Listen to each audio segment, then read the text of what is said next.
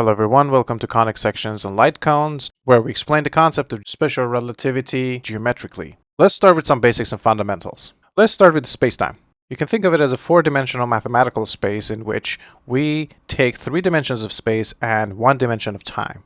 Now, for the purpose of the illustration, because we do not have access to 4 dimensions, obviously, we're going to stick with 2 dimensions of space as seen in this beautiful blue plane, and we take the z direction, the height direction, as being the time. So if you're going above the plane, you're progressing in the positive direction, you're going to the future as the arrow indicates, and if you're going downwards in the negative direction of the z below the plane, then you're going towards the past. Now, of course, it's all relative. That's from the perspective of an observer being on the plane at the time level, being at the present. So if you're on the plane, you're at the present, and if you propagate into the future, you're going upwards in parallel planes to the present plane, of course. This comes from the so-called Minkowski space. However, there's one constraint, and that is the speed of light. You cannot travel in space faster than the speed of light. So that will limit how far you can move in space given your progression in time. And that will be illustrated by a line elevated from the surface with the slope of 1 with respect to the surface.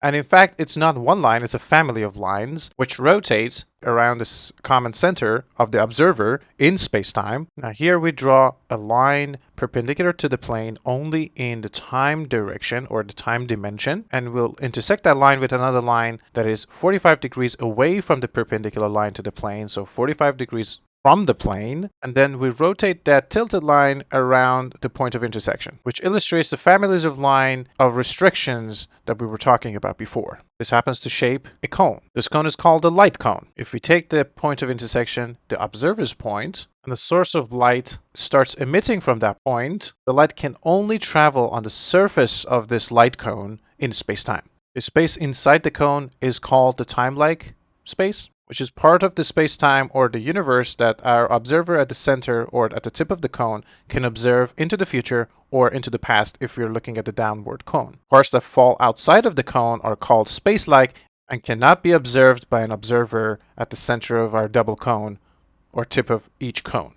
If we take ourselves to be this observer at this point in space-time and continue the path of the downward cone on to the beginning of the time, everything inside the downward cone, it will be the so-called observable universe. If we intersect a space plane to the cone into the future of the observer, the points of intersection will shape a circle, which has 0 eccentricity. The circle and the area it contains are all the simultaneous events that can happen in the future of the observer, which are also possible to be observed by the observer himself. We can also have a narrower cone within the light cone, which in the upward direction will indicate a set of possible events in space-time that an observer traveling with the speed proportional to the speed of light by the factor indicated as the inverse of the generated line's slope with respect to the spaceplane can observe. If the observer is immobile and is stationary in the spaceplane, all those set of events will necessarily be contained